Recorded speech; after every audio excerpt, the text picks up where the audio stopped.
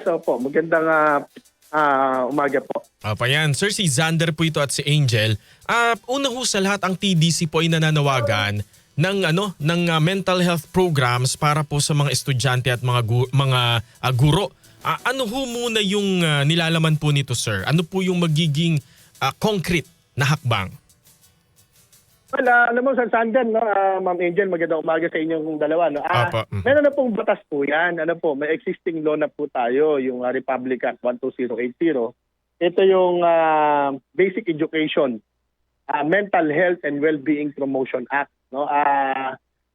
Enacted noong pang December 2024.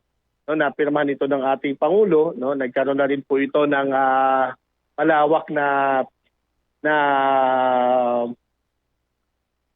consultation, at meron na rin tong IRR, supposedly.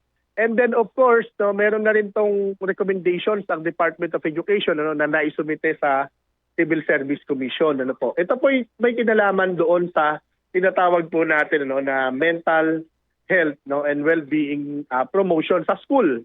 Ibig sabihin po nito ay mag-expand yung ating career and yung guidance and counseling program. Bibigyan, magkakaroon ng mga tao, magkakaroon ng mga plantilla items, para yung gobyerno natin ay mag-hire ng mga parang guidance counselors. Iba-ibang level po yan. Yung unang level po dyan, yung school counselor associates. Kung maalala po natin, yun yung binanggit ng ating Pangulo sa kanyang SONA, na magkakaroon daw ng 10,000 school counselor associates. Of course, we agree na kailangan po talaga nito at kailangan ng madaliin to implement. Yan yung susi para ma-implement itong batas po na ito, para makatulong doon sa ating mga bata, kasi kailangan ng ating mga bata ng guidance sa kasalukuyan po. At kaugnay nga po ito sa sunod-sunod na mga pangyayari ng mga karahasan, bullying, na ang ilan dito ay nakakalungkot, ang ilan dito ay meron pa po na mga namatay po. Opo, nabanggit nyo na nga po, Teacher Benjo, yung sunod-sunod na karahasan sa mga paaralan. Ano po ba sa tingin ninyo yung pinakaugat ng problema po ng ating mga estudyante? Ito po ba talaga ay sila po'y biktima ng bullying, or parang ang na lang nila, parang ginagawa na lamang po nila yung parang excuse para po makapanakit ng kanilang mga kapwa estudyante? Well, ang dami po kasing factors dito, Ma'am Angel, hindi natin kasi pwedeng isa lang nag-pile up na po ito, itong mga factors po na ito sa ating mga bata. Tama ka rin naman diyan doon sa isa, di ba? Kasama po dito yung bullying, Pag tinignan po natin itong mga last year, halimbawa, I would refer to the Parañaque incident last year. May namatay din na bata. Ang binabagit po dito ay biktima ng bullying yung nanaksak, may mga ganyan po tayo, pero sabi nga po namin, what we need is a whole of society approach, Kasi hindi lamang po isa hindi lamang yung inner na state ng bata ang factor po dito, 'di ba?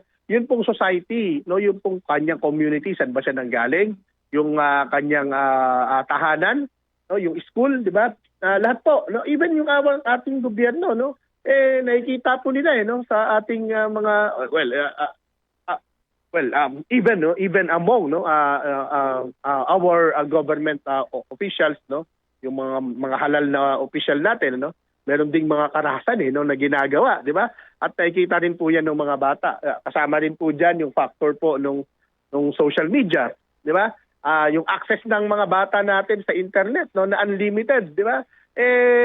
Sa ibang mga bansa may mga regulations kung ano lang yung mga papasok na mga websites doon sa bansa nila, at meron ding mga self-regulation din yung mga magulang nila na nabablock yung mga apps o yung mga websites, di ba? Yun po yung ilan sa napakaraming mga factor. Kaya alam niyo, ang hirap din talaga nating i-pinpoint kung saan po ano ang pinaka tangi o pinakamalaking dahilan po nito, Pinagsama-sama po ang lahat po ng mga factors kung bakit po tayo umantong sa ganito. Kaya nga po itong banggitin ko lang po while Yes, we sir. push for the implementation of this guidance and counseling program natin sa mga paaralan, hindi naman matitiyak na ito ay magiging deterrent no, hindi po natin matitiyak. Pero at saka isa pa, syempre, this is more of prevention no, rather than cure, no. Ang problema natin ngayon sa kasalukuyan, parang we really have no to act, no, talagang urgent no, yung pangangailangan ano na umakto po tayo dito, di ba? Pero yun nga, isang malungkot dito, parang nagiging reactive tayo, di ba? Ay kung naiplano naman natin to, syempre hindi naman natin na-anticipate na may mga ganito, di ba? Pero kung meron na tayong mga guidance and counseling program, meron tayong pag-enhance ng ating GMRC halimbawa o edukasyon sa pagpapakatao o naging maayos no yung ating classroom situation, no. Pag sinabi kong maayos ay hindi nagsisiksikan yung mga bata, hindi mainit, no. Yung teacher ay naobserbahan sila individually, which is very important, no. Kasi kung hindi po na obserbahan no ng mga teacher yung mga bata, no, yung kanilang tendencies, no, yung kanilang pag-uugali, yung paano sila makitungo sa ibang bata, di ba? Aba kung sobrang dami, hindi po talaga natin kakayanin no? Hindi matututukan. Opo, hindi matututukan. Yun po yung ilan po sa ating mga usapin po na kailangan talaga natin na bigyan po ng pansin. Pero since the enactment of the law ho ba, meron ng mga guidance counselor na empleyo sa mga pampublikong paaralan? Unfortunately, wala po, no? Ang mga guidance counselors po natin sa kasalukuyan po, no? Ito pa rin yung mga guidance counselors natin ng mga nakaraang panahon, ano? At liit ng bilang, no? Kaya po alam niyo, Sir Sander, yung ating mga guidance counselors na sinasabi sa school, Opo. marami diyan ay hindi talaga guidance counselors. Hindi naman So, marami psychologist. dyan, hindi po, marami diyan ay mga teacher din. No, na na kinuha sa classroom teaching o kaya isa sa mga special task niya sa school yung guidance and counseling. Pero hindi niya talaga yun forte, no? At hindi niya yung trabaho, no? To begin with. Yun yung problema ho dito, no? Ever since, no? Wala po tayo. 47,000 ang schools po natin. No? If I'm not mistaken, hindi po bibilang ng 5,000 po yung guidance counselors, no, sa buong Pilipinas. No? Registered, no, at that, no, yung mga ganyan po, no. Kaya sa totoong buhay ay kailangan po natin ito. Kailangan ma-rationalize po no yung implementation nito, no, kasi yung mga guidance counselors na natin ngayon ay ilalagay po yan no, usually ilalagay po yan sa mga division o sa mga school. Tapos magkakaroon po tayo ng mga tinatawag na mga guidance ng school counselor associate sa mga paaralan po natin. Yun na nga po yung 10,000 na initial no na binabanggit po ng ating pangulo sa kanyang SONA, no. May problema rin pala, no. By the way, no, Sir Sander, doon sa tanong mo, may problema rin kasi doon sa compensation no system dito. Sahod. 'Di ba yung mga guidance counselors, yung registered guidance counselors, yung kinikilala ng batas, no, under Guidance and Counseling Act, no. Ang qualification ay napakataas, no, master's degree ang qualification. Ganun pero pa. ang sweldo, ang sweldo sweldo ay napakababa. Napakababa. Salary grade 11. Magkano yun? Level position po. Magkano yung salary? Sa ngayon, nasa 11? 31,000 lang po yan.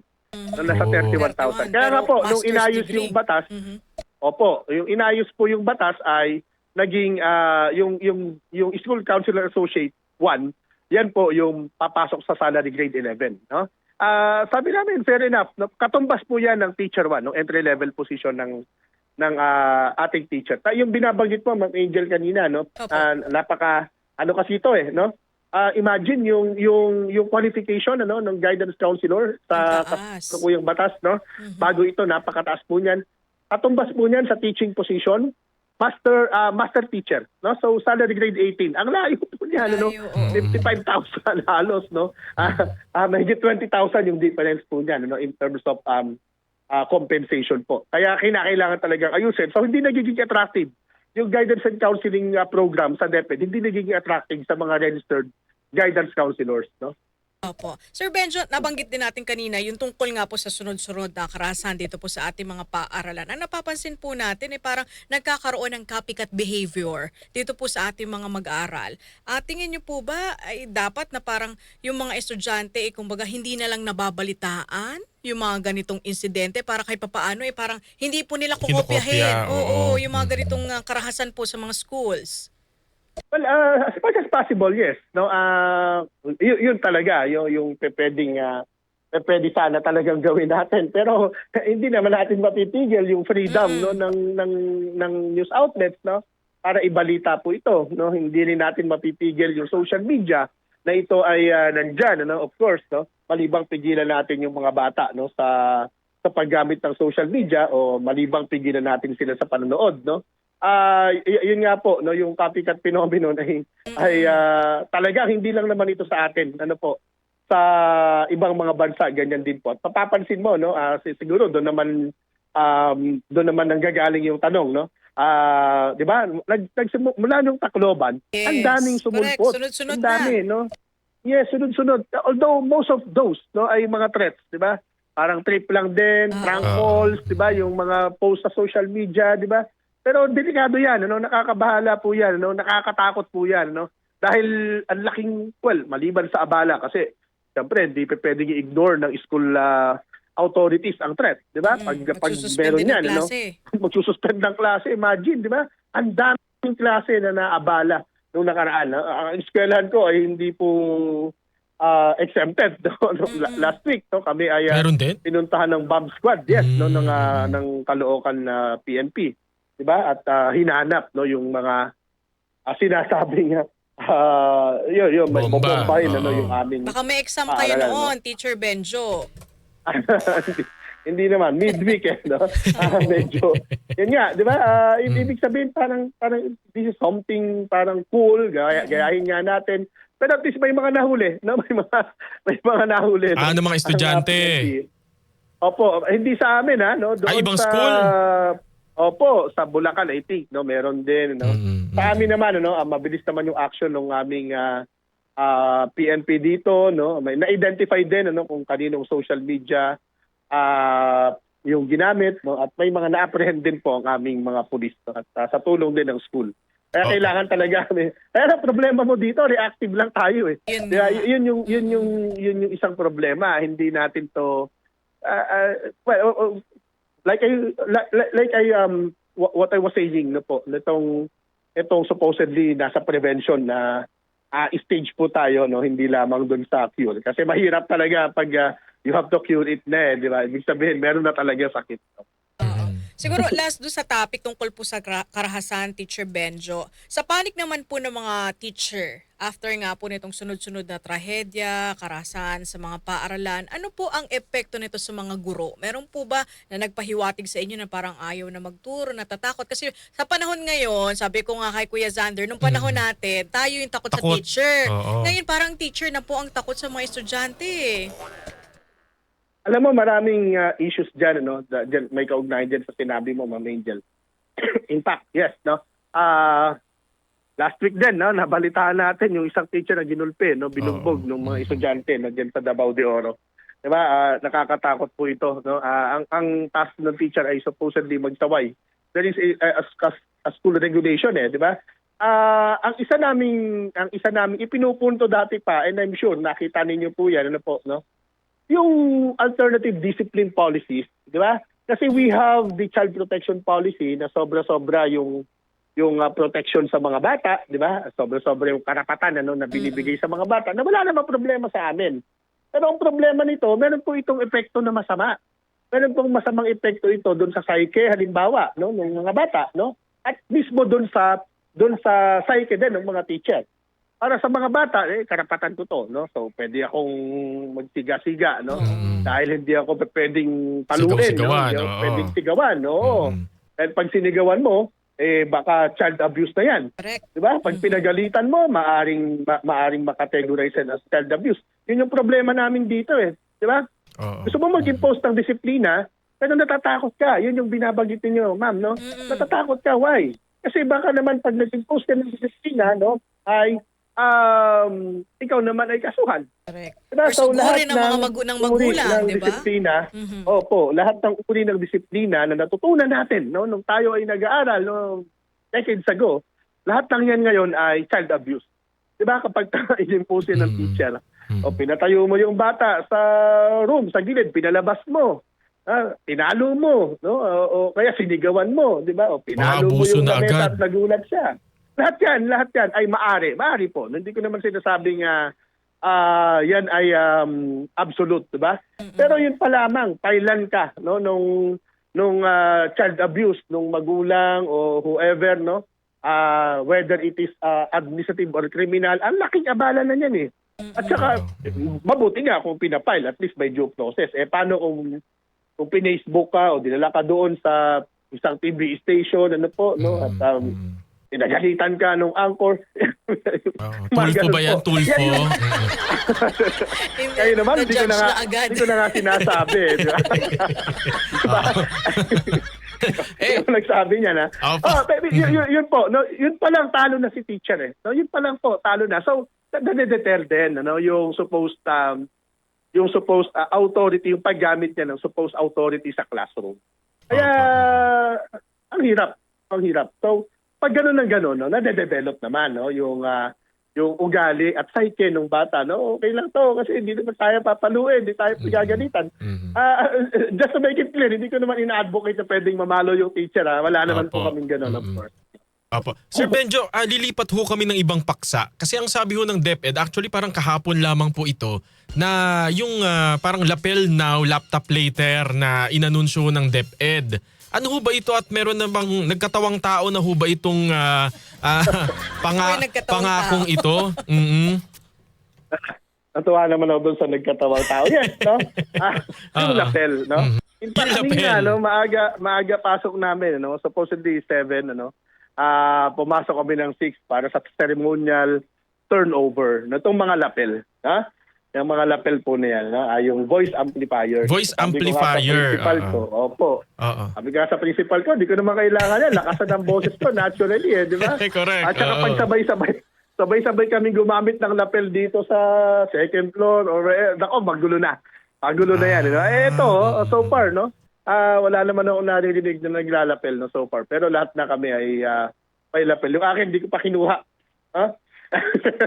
Pero sa totoo, no, ang gusto talaga namin, no, gaya ng sinabi mo na magkatawang tao, ay itong laptop. Kasi the promise is laptop. Diba? Not lapel. Kaya nga, diba, sa post namin sa TDC, laptop na, naging lapel pa. Ay, Diba? Oo. Kaya dismayado rin po ang mga guro sa ating Pangulo doon sa kanyang SONA. Yes. Kasi 2025 pa, take note it was it promised back in 2025 SONA. Anong sinabi niya noon? Nagdadatingan na ang mga laptop, no? Para sa bawat public school teacher. No, bawat, ibig sabihin universal. Lahat ng public school teacher bibigyan. Diba? So, every public school teacher, no? But unfortunately, may mga dumating, no, sa mga school. Diba? Pero parang kung ilang units lang ng laptop diba? At ang binabanggit ngayon ng DepEd may 250,000 daw, no, na darating. May kulang pa rin yan. No? We are almost 1 million. No? Sabihin na natin 900,000 ang teaching staff natin na mga kailangan ng laptop, diba? If the government will provide, no, for just 250 units, sabay kulang yan. At least yung lapel, 800,000 plus, no? Parang almost 900,000, ano? Yung lapel na dadating, no? So sabi namin na promise is a promise, especially if this is very, very specific. Specific, di ba? Countable, di ba? Yung promise na yan, no? Laptop sa bawat teacher. Pero bakit naman lapel yung dumating? So, yun yung aming kinagugulat. Parang lip service lang. Laptop na naging lapel pa. Parang ganun po. Yes po, opo. Parang sweldo yan, teacher Pera na naging bato pa. Baka naman yes, ma'am, yes. Baka naman po matutupad yung laptop kung ang ating sekretary ay si Vice President Sara Duterte pa rin. Ayaw na mag-react. Comment. Hindi, naging ano naman siya di ba? Naging DepEd secretary naman siya pero hindi pa rin. Anyway, ang sa amin dito, dapat yung ano ng gobyerno, no, yung panindigan. No, kasi it talks about, a lot about our president, di ba? Sincerity, di ba? Accountability, di ba? Ganyan, ano po, no, mahirap na ganito, no. Lalo pa, 'di ba? Alam mo naman, meron naman tayong political crisis, 'di ba?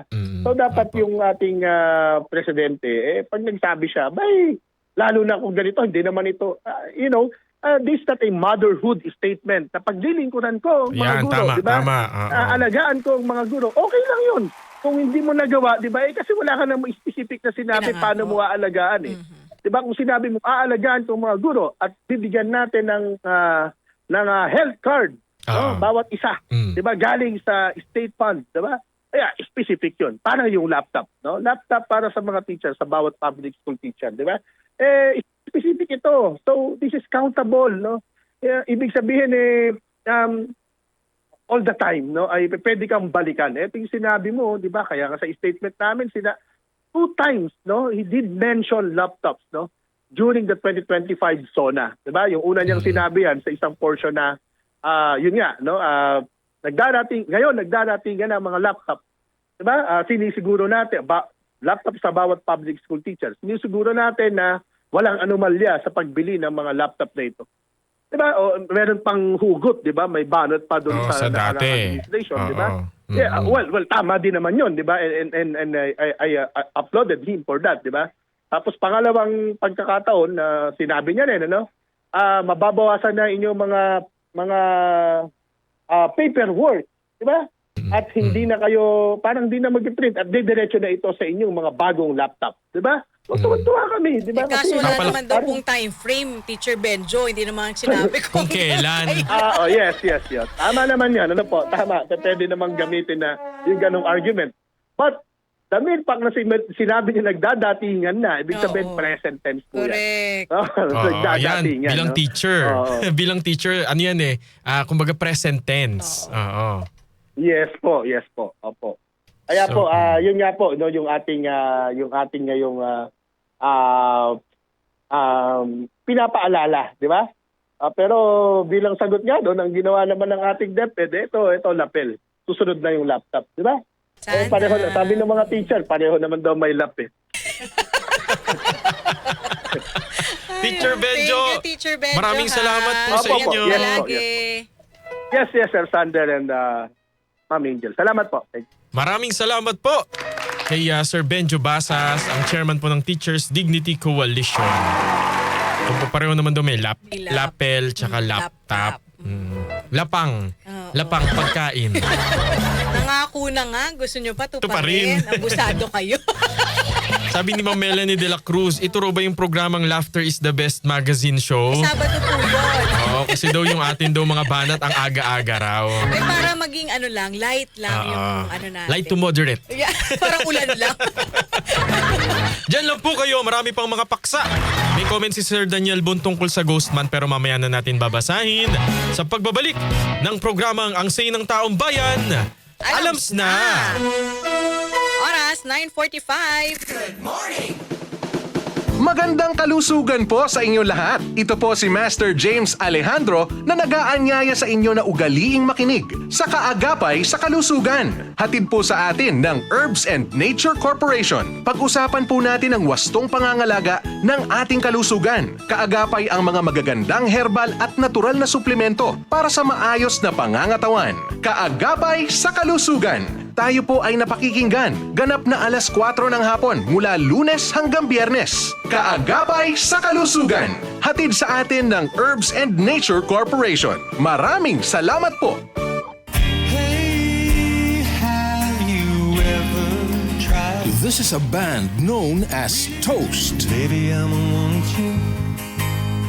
Baby, I'ma need you. Toast is the best of bread, bringing back the much-loved hits of soft rock band Bread. If the face could launch 1,000 ships, then where Toast, with their feel-good, spot-on sound of the original recordings of Bread, performing with special guest Noel Cabangon, August 12 at the Smart Araneta Coliseum.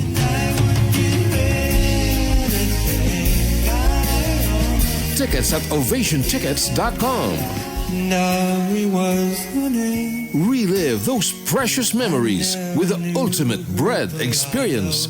Toast, the best of bread, live. Found a diary underneath the tree. From Ovation Productions, Blast TV, and DZXL 558. Night after night, we drink you out, baby, it's the guitar man.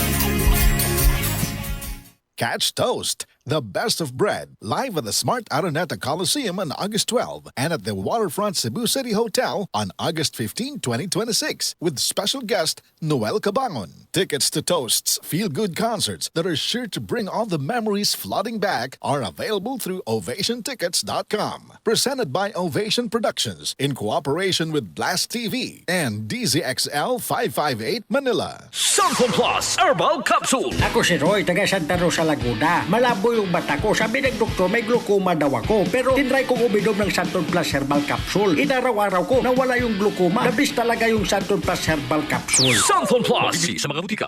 Mula sa #1 Smart Dishwashing Paste. Ang galing-galing mo! Smart Dishwashing Paste ko! Pritong ulam na masebo, plato at kaldero.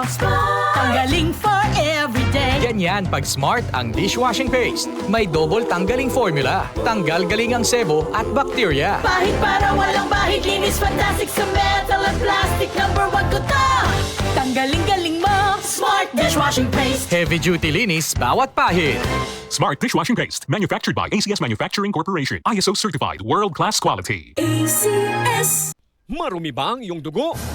Huwag magpabaya kaibigan. Mag-Santon Plus Gold na. Santon Plus Gold. Dahil ito'y subok na makatutulong sa iba't ibang uri ng karamdaman. Ang Santon Plus Gold ay merong ampalaya, mangosteen, manunggay, spirulina at garlic. Kaya mag-Santon Plus Gold na. Mabibili sa mga butika. Charm Fab Gold. Bakit makapun sa charm? Walang amoy kulong kahit sampay sa loob. Charm Fabric Conditioner with Bloom Fresh Technology. May antibacterial na at ka-bloom sa bango ang damit. Charm Fab Gold. Bakit makapun sa charm? Walang amoy kulong kahit sampay sa loob. Bangong kumakabloom sa charm. Charm Fabric Conditioner, manufactured by ACS Manufacturing Corporation. ISO certified, world-class quality. ACS. Santon Gold Coffee Mix. Si Ronald Puto ng Santiago City. May bago akong nadiskubre na pangmalakasan na kape. Santon Gold Coffee Mix na mataas sa antioxidant. May collagen at glutathione pa. Santon